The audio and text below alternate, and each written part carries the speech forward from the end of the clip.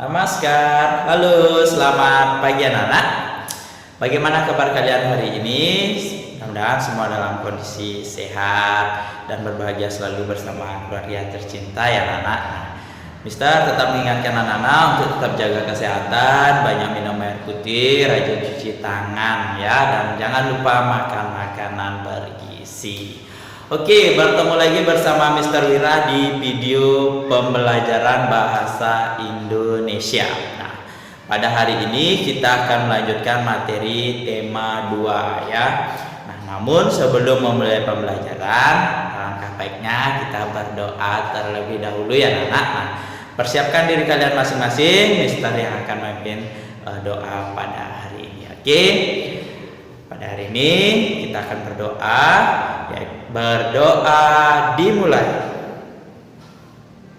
Dear God, please bless myself, my teachers, and my friends, so we will understand the lesson that we will get today. Dear God. Doa selesai. Oke.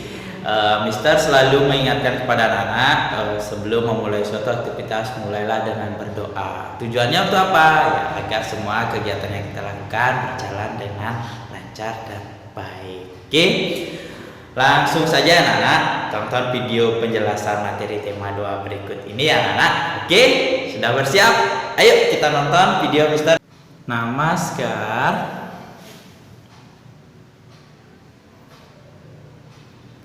Kita lanjut ke tema 2 ya anak-anak. Pada hari ini kita akan belajar tema 2 yang berbunyi menyayangi tumbuhan dan hewan. Nah, kira-kira anak-anak sudah ada yang membaca di rumah?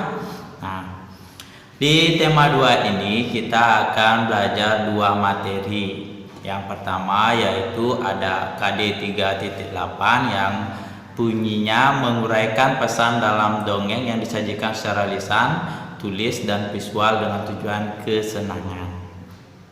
Yang kedua, materi yang kedua yaitu KD 3.5 menggali informasi tentang cara-cara perawatan tumbuhan dan hewan melalui wawancara dan atau eksplorasi lingkungan ya anak-anak. Ada 2 materi yang akan kita pelajari pada tema 2 ini. Buku-buku yang akan kita pergunakan adalah, kita masih tetap menggunakan buku pena 3A ya anak-anak, yaitu halaman 103 hingga 194, dan buku SPS IPA halaman 67 sampai dengan 84 yang di sana membahas tentang cara perawatan hewan. Nah, buku SPS Bahasa Indonesia halaman 17 sampai 24 dan halaman 41 sampai 51. Kenapa di buku SPS Bahasa Indonesia ini ada 2 halaman, Mister? Oke. Pada halaman 17 sampai 24 itu membahas materi tentang 3.8 dan pada halaman 41 sampai dengan 51 itu membahas tentang materi 3.5. Karena ada 2 materi yang kita bahas, jadi maka ada 2 halaman yang anak-anak bisa pelajari. Nah, tidak lupa juga kita akan menggunakan buku pengayaan tema 2 ya. Oke, kita akan lanjut ke materi subtema 1. Nah, subtema 1 yaitu manfaat tumbuhan bagi kehidupan manusia. Nah, materi yang akan kita pelajari yaitu KD 3.8 ya anak-anak. Nah, kita akan belajar tentang dongeng ya. Ada yang tahu tentang pengertian dongeng? Oke, kalau belum kita belajar sama-sama ya. Nah, dongeng, apakah yang dimaksud dengan dongeng? Dongeng adalah atau merupakan cerita khayalan, imajinasi atau yang tidak benar-benar terjadi. Itu adalah dongeng ya anak-anak, yaitu cerita yang tidak benar-benar terjadi atau sebuah imajinasi. Berikutnya kita akan belajar tentang jenis-jenis dongeng. Kira-kira ada yang tahu enggak jenis-jenis dongeng ada berapa? Ya, jenis-jenis dongeng ada 5 ya anak, ada 5 jenis dongeng. Kita mulai dari nomor 1 ya. Dongeng yang pertama yaitu Mite. Apa itu Mite? Mite yaitu dongeng dengan latar belakang sejarah yang mengandung hal-hal ajaib dan dianggap suci. Biasanya tokohnya adalah para dewa-dewa. Nah, di sini Mite adalah dongeng yang berlatar belakangkan sejarah, yang mengandung hal-hal ajaib dan biasa diperankan oleh para dewa ya anak. Contoh dari Mite yaitu ada Joko Tingkir dan Nyai Roro Kidul. Itu adalah contoh dari dongeng Mite. Yang kedua yaitu ada legenda. Apakah itu legenda? Legenda yaitu dongeng mengenai peristiwa sejarah suatu nama daerah atau asal usul daerah. Itu yang disebut dengan dongeng ya anak, asal usul daerah.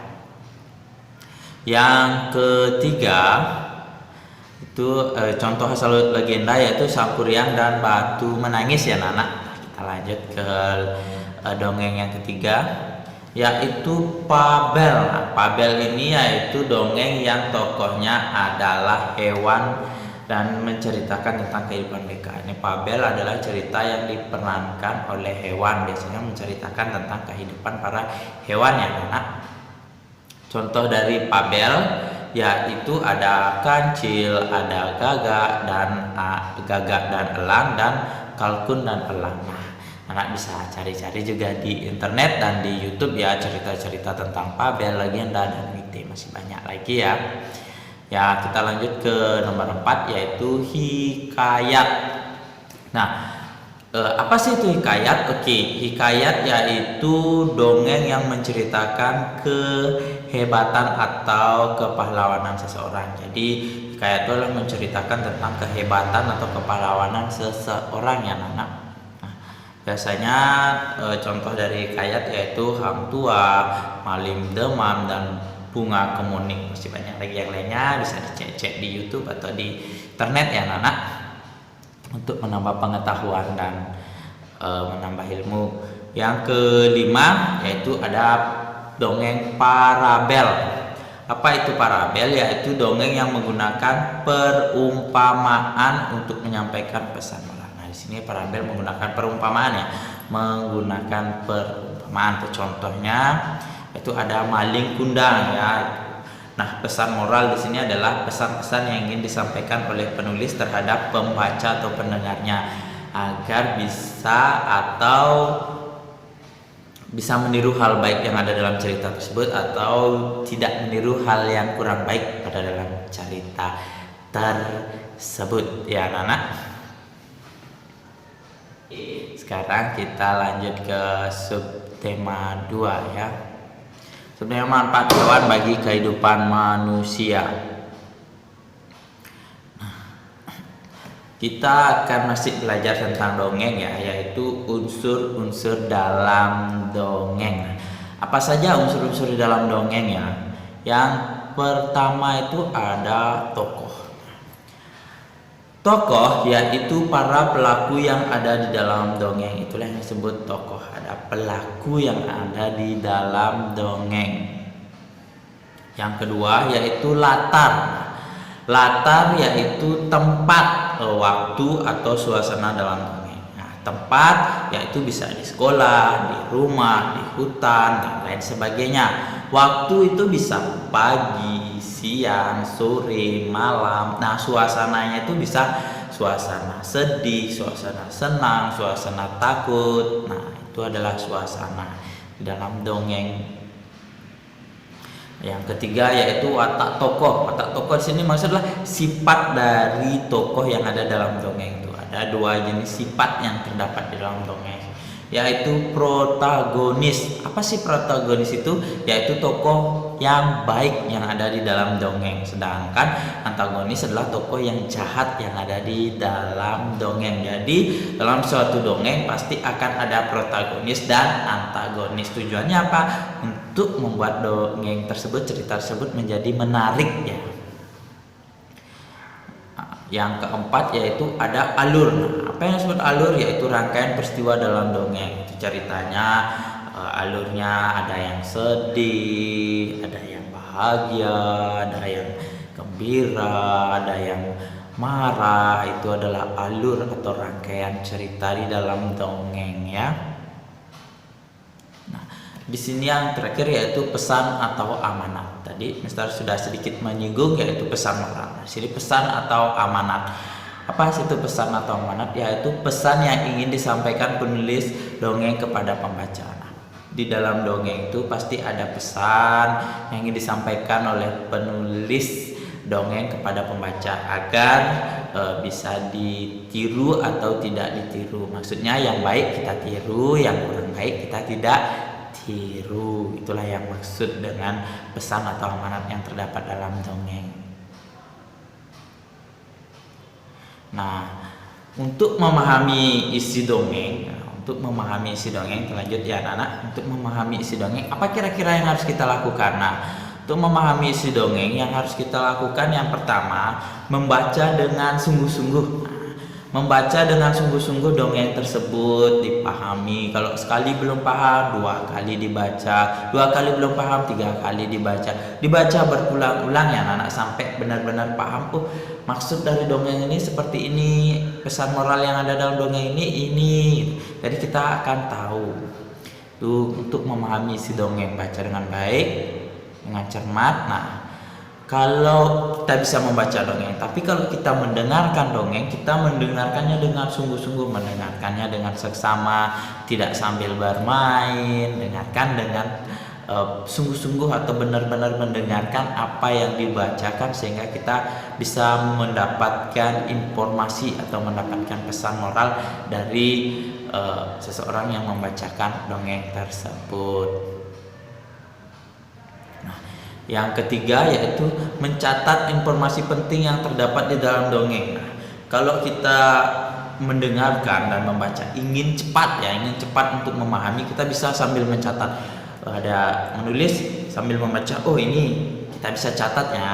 Oh, ini paragraf pertama ini pesannya, paragraf kedua ini pesannya, paragraf ketiga ini pesannya. Tuh, sama juga jika kita mendengarkan ada yang membacakan paragraf pertama pesannya tentang apa, ini ceritanya tentang gini, tokohnya siapa, watak tokohnya bagaimana, bisa kita catat pelan-pelan. Nah, kita catat setiap paragraf yang ada dalam dongeng tersebut. Jadi kita bisa langsung, oh ini yang ada tokohnya wataknya baik, terus pesan moralnya baik. Jadi tujuannya kita untuk meniru sesuatu yang baik. Itu adalah cara-cara untuk memahami sebuah dongeng ya anak.